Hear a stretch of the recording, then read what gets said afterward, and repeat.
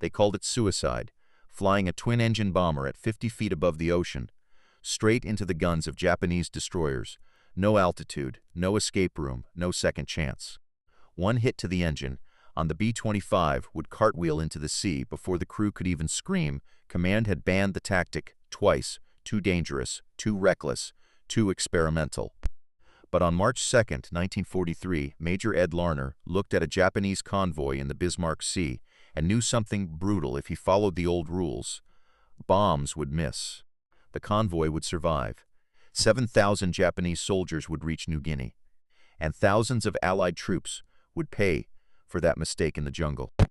So Larner chose the forbidden method. He would fly in at wave-top height at nearly 270 miles per hour, straight at ships covered in anti-aircraft guns. His gunners would rake the decks with .50 caliber fire. His bomber would release a 1,000-pound bomb just 300 yards from the target, and the bomb would skip across the water like a stone. Before slamming into the ship's hull, it sounded insane, it looked suicidal, and it was about to change naval warfare, because within minutes, Japanese transports would be burning. Destroyers would be splitting apart, troops would be jumping into the sea, and a tactic everyone said was too crazy to survive would become one of the deadliest weapons of the Pacific War. This is the story of Major Ed Larner, the B-25 crews who flew straight into walls of Japanese fire, the forbidden bombing tactic that destroyed a convoy, and the battle that proved sometimes the most dangerous idea in the room is the only one that works. Before the Bismarck Sea, American bombers had a serious problem. They could find Japanese ships, they could photograph them, they could drop bombs all around them, but they could not hit them often enough. High-altitude bombing looked powerful on paper. A bomber flying at 10,000 feet could stay above some light anti-aircraft fire.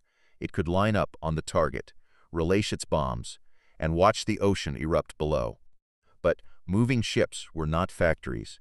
They did not sit still. A destroyer traveling at high speed could move hundreds of yards before a bomb dropped from altitude ever reached the water. That meant the bombardier aimed at where the ship was, but the bomb landed where the ship used to be. Again and again, American crews came back with bombing photographs that looked close. Very close, beautiful patterns around the target, but close did not sink ships. Near misses did not stop convoys. The Japanese kept sailing, and American air crews kept dying. For months, bombers had tried to hit Japanese shipping from altitude. The results were terrible. The hit rate was painfully low. The losses were climbing. And the Japanese captains were learning. They watched the bombers approach. They waited for the release. Then they turned hard, fast, just enough. Bombs exploded in empty ocean. The ships kept moving. That was the nightmare. The Allies could see the enemy convoy. They could reach it. They could attack it. But they could not destroy it fast enough. And in New Guinea, that meant every Japanese transport that arrived would unload more soldiers, more guns, more ammunition, and more misery. General George Kenny and his 5th Air Force needed a different answer. A brutal answer, a low-altitude answer. The idea was skip bombing. Instead of dropping a bomb from high altitude, the bomber would come in extremely low, almost on the surface of the water. It would fly directly at the ship, release the bomb close to the target, then let speed and momentum carry the bomb forward. The bomb would hit the water, skip, keep moving, and strike the side of the ship near the waterline. A delayed fuse would give the bomber just enough time to escape before detonation. If it worked, the explosion would rip open the hull, exactly where ships were most vulnerable, below the waterline, near magazines, near fuel, near troop compartments. One bomb could cripple or sink a transport. One bomb could tear a destroyer apart. But the problem was obvious. To make skip bombing work, the pilot had to fly straight at the ship. Not from safety, not from altitude, straight at the guns. Japanese destroyers carried heavy weapons, main guns, machine cannons, anti-aircraft guns, light weapons. Everything that could fire would fire. And the bomber had to hold its course anyway, because if the pilot turned early, the bomb would miss. If he released too soon, the bomb would fall short. If he released too late, the aircraft might fly into the target. If he came in too high, the bomb could bounce over the ship. If he came in too low, he might hit the water. This was not normal bombing. This was a knife fight between an aircraft and a ship, and the aircraft had to blink last. That is why so many pilots called it suicide. Larner understood the danger. He had flown enough combat missions to know that courage did not stop bullets. He knew what anti-aircraft fire could do to a bomber. He had seen aircraft come apart. He had seen crews vanish, and he knew a B-25 at 50 feet over the ocean had almost no margin for error. But he also knew the old method was failing. High-altitude bombing was not stopping the convoys, and this convoy was too important to let through. The Japanese had sent transports and destroyers from Rabaul. They were carrying thousands of soldiers toward Leh. If those men reached New Guinea, Allied troops would have to fight them in the jungle, bunker by bunker, ridge by ridge, body by body. So the question was not whether skip bombing was dangerous. Everyone knew it was dangerous. The question was whether or not using it would be worse. Kenny's teams had modified B-25 Mitchell bombers for the job. The old bomber nose was no longer just a bombing position. It became a gun platform. Forward-firing .50 caliber machine guns were installed in the nose and along the fuselage.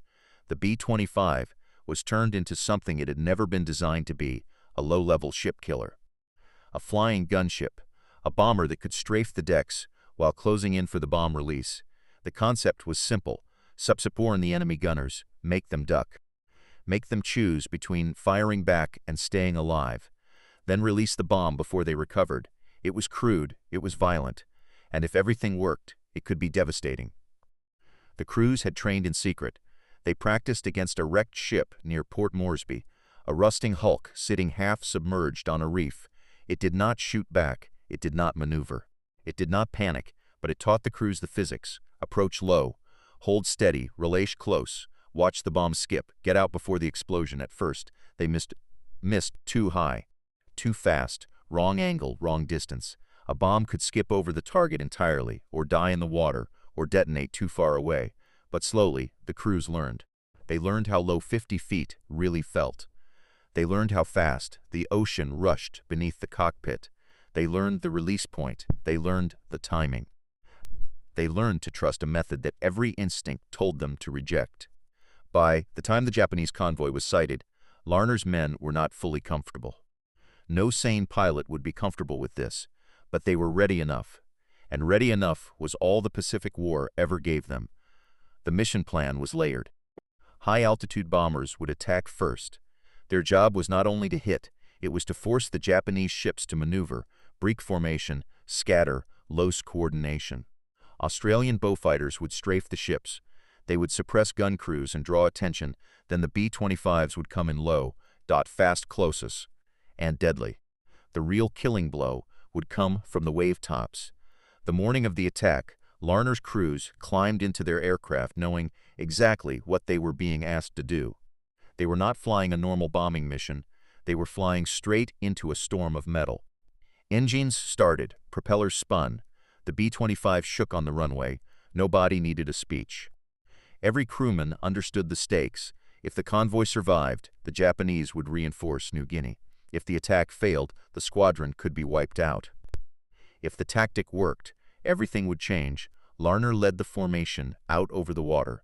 They flew low from the beginning, low enough that the sea filled the windshield, low enough that spray could reach the aircraft, low enough that Japanese radar would have trouble seeing them. Radio silence held. Surprise mattered more than comfort, more than coordination, more than anything. For almost 90 minutes, the B-25 skimmed over the ocean.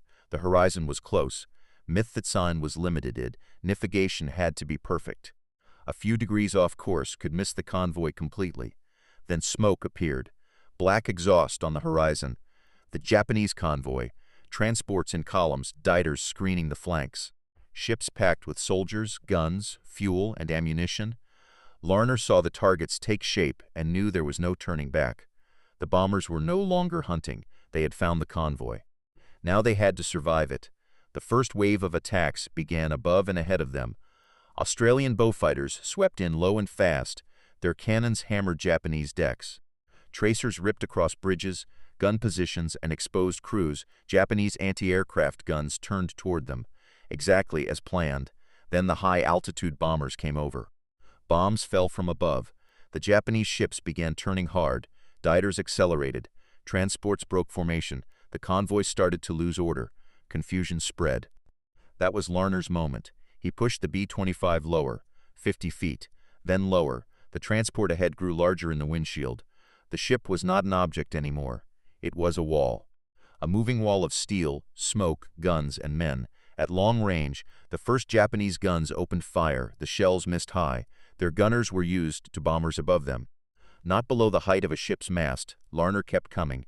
At around 2,000 yards, his forward guns opened up. All those .50 calibers hammered at once. The bomber vibrated from the recoil. Tracers walked across the transport's superstructure, engine shattered. Gun crews dove for cover. Metal sparked. Men ran. The suppression was working. The ship's gunners could not aim properly, while bullets were tearing through their positions. But Larner still had to fly straight. Closer, closer. The transport filled the view. Every instinct told him to pull up. Every second screamed danger. But the release point had not come yet. At 300 yards, the bomb went. The B-25 lurched upward as the weight dropped away. The bomb hit the water ahead of the ship, skipped once, then drove toward the hull. Larner pulled back and climbed. Behind him, the delayed fuse counted down 5 seconds. That was all the time between escape and destruction. Then the bomb detonated at the waterline. The shock wave slammed into the B-25. The aircraft kicked sideways.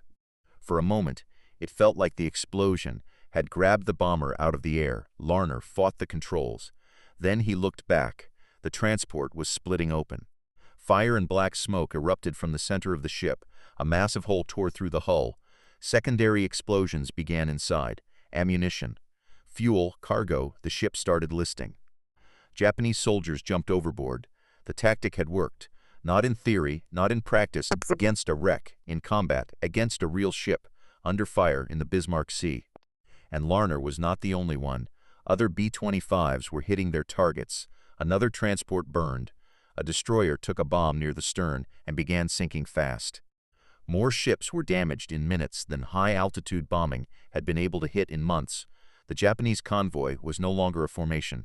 It was chaos, burning ships, turning destroyers, men in the water, smoke columns rising into the sky. The forbidden tactic had become real, but the Japanese were not helpless. They learned fast, and they fired back. A destroyer turned hard and brought its guns onto the attacking bombers. Shells walked across the water. One B-25 took a direct hit. It came apart instantly.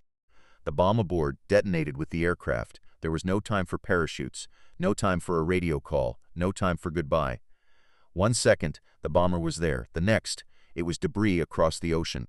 Larner saw it. He could not stop. That is the cruelty of an attack like this. You see friends die, and you keep flying, because if you break formation, more men die. The next B-25s kept coming. One pilot lined up on a transport already burning. His approach was perfect. Low, fast machine guns blazing. The bomb skipped and hit deep into the hull. The explosion tore through the ship. Fire erupted from the holds. Another transport became an inferno. Another bomber came in damaged. Fuel streaming from one wing, still holding course, still closing. At the release point, the bomb skipped and hit. The bomber pulled away trailing fire. The crew fought the flames. Somehow, the aircraft stayed in the air. The first wave had shattered the convoy. But the second wave was already coming. And now the Japanese guns were ready for the low attack. Every destroyer was tracking the waterline. Every weapon that could depress low enough was waiting. The next cruise would pay for every lesson the Japanese had learned in the first few minutes. The second wave came in anyway. They had watched the first attack. They had seen the hits. They had seen the losses. They knew the method worked, and they knew the cost.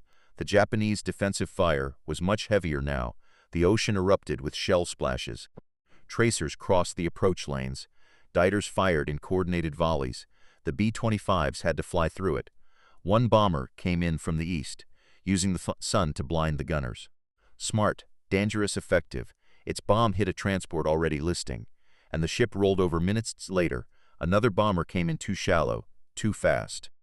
The bomb skipped over the target and exploded beyond the convoy. The pilot circled for another pass. That was almost always a mistake. A second pass gave the enemy time. A destroyer tracked him through the turn. When the B-25 came back in, the destroyer was waiting. One shell took the engine, another hit the cockpit.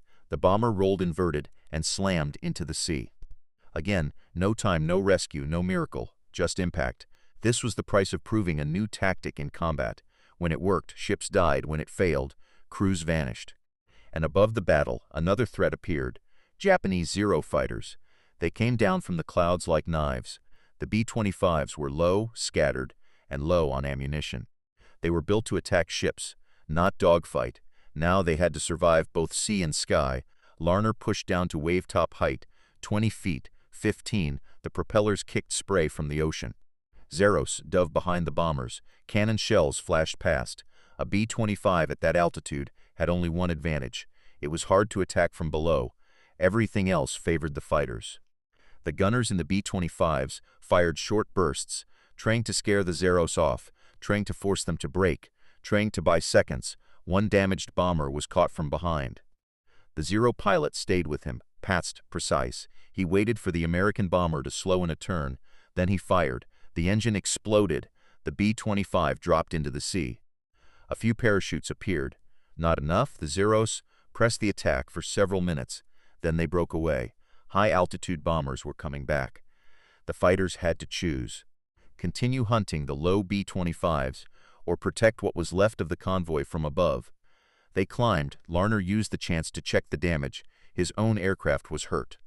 One engine was running rough. Oil pressure was unstable. Fuel was dropping. But the convoy behind him was worse. Transports were burning. Diters were damaged.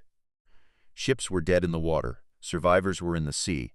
The first attack had lasted only minutes. But the convoy had been mortally wounded. The killing would continue for days. Aircraft would return. PT boats would hunt at night. Survivors would struggle in lifeboats and open water. The Bismarck Sea was becoming a graveyard. And the Japanese reinforcement plan was collapsing. Larner turned toward Port Moresby. The mission was not over for his crew, not until the wheels touched the runway.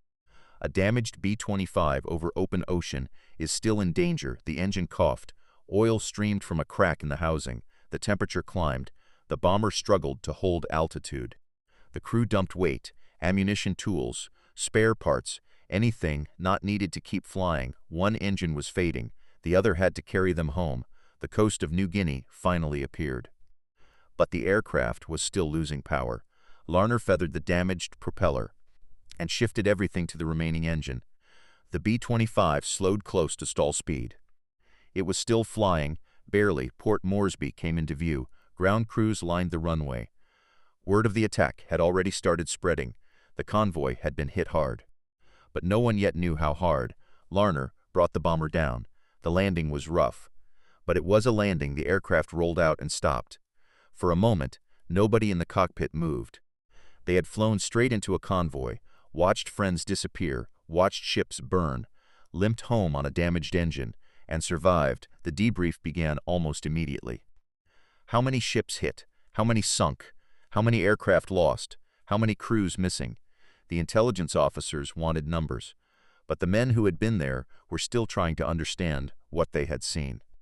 Then reconnaissance photographs arrived. The photos confirmed the impossible. The convoy had been smashed. The battle did not end with the first attack. American aircraft kept returning. Damaged ships were hit again. Transports already burning were finished. Diters trying to withdraw were attacked. The Japanese had begun the operation with a powerful convoy. By the time the strikes were done, most of it was gone. Transports sunk, diters destroyed or crippled, thousands of troops lost. The reinforcements meant for Leh never arrived as an organized fighting force. Some survivors reached shore, but many had no weapons, no supplies, no structure. They were no longer the force Japan had sent. The mission had failed completely. For the Japanese, it was a disaster. For the Allies, it was proof skip bombing worked. Not safely, not cleanly, not without cost, but it worked, and the result changed everything. Japan could no longer assume large convoys could move under Allied air power. Supplying forward positions became harder. Reinforcing garrisons became more dangerous. Every ship that tried to move within range of Allied aircraft faced a new kind of threat. Not bombs falling from above, bombs skipping in from the side, right at the waterline. Right where ships died, the battle helped shift momentum in the Southwest Pacific. It strangled options, it forced Japanese commanders to rethink movement by sea, and it turned the B-25 Mitchell into one of the most feared ship killers in the theater. But success came with a shadow skip. Bombing was effective because men were willing to fly into almost certain death. The approach gave Japanese gunners a clear target. The pilot had to hold steady, the bombardier had to wait, the gunners had to suppress, the crew had to trust every second of timing. There was no room for hesitation, no room for panic, and no room for mercy from the enemy. The tactic would be refined: more forward guns, more armor, better coordination. High-altitude bombers to break formations, fighters to strafe, low-level bombers to deliver the killing blow. The method improved, but it never became easy. It remained terrifying. Crews who flew skip-bombing missions carried a heavy psychological burden. They had to fly straight into tracers. They had to watch ships full of men explode. They had to watch friends vanish in fire and water. And then they had to do it again. Larner helped prove the tactic, but he also understood its price. After the battle, he continued flying for a time, then eventually moved away from that kind of combat. Some men could keep doing it, some could not. There is no shame in either answer, because survival is not only about living through the mission. It is also about living with what the mission required. The Battle of the Bismarck Sea did not become as famous as Midway. It did not get the same mythology as Guadalcanal. It did not become a household name, but its impact was enormous. It showed that land-based aircraft could annihilate a convoy at sea. It proved that innovation could outperform tradition when the old method failed. And it demonstrated that air power could cut supply lines with devastating force. The Japanese needed ships to feed their forward bases, ships to move troops, ships to move ammunition, ships to hold the empire together. Skip bombing helped make those ships vulnerable. After Bismarck Sea, the ocean itself became more dangerous for Japan. Convoys could not simply rely on speed, escorts, and maneuver. Low-flying bombers could come in under the old defensive assumptions, strafe the decks, skip bombs into the hull, and vanish after leaving a ship burning behind them. That changed the equation. The tactic that had been called reckless became doctrine. The idea banned as too dangerous became standard. And the men who risked everything to prove it mostly faded back into silence. No spotlight, no grand speeches, no Hollywood ending, just after action reports, reconnaissance photos, and the memory of aircraft flying at 50 feet into fire. Major Ed Larner did not become a household name. Most people who know the story remember the tactic more than the men. Skip bombing B-25s, Bismarck Sea, the words survive. But behind those words were crews, pilots with hands locked on the controls, co-pilots watching oil pressure die, gunners firing into ship decks, bombardiers waiting until every instinct said it was already too late, mechanics who had turned medium bombers into gun-nosed attack aircraft, and commanders willing to risk careers and lives on an idea that looked insane until it worked. That is what makes the story powerful, not just that the tactic succeeded, but that it succeeded because men acted when the normal answer had failed. They did not have the luxury of perfect safety. They had a convoy to stop, a jungle war to shorten, and a few seconds over the water to prove whether the future of maritime strike was suicide or genius. On that day, the answer was both. If Major Ed Larner and the B-25 crews of the Bismarck Sea deserve to be remembered, hit the like button, Discord, for more forgotten World War II stories. Because some heroes do not win by flying higher. Some win by dropping lower, straight into the guns, straight over the waves, and close enough to skip a bomb into history.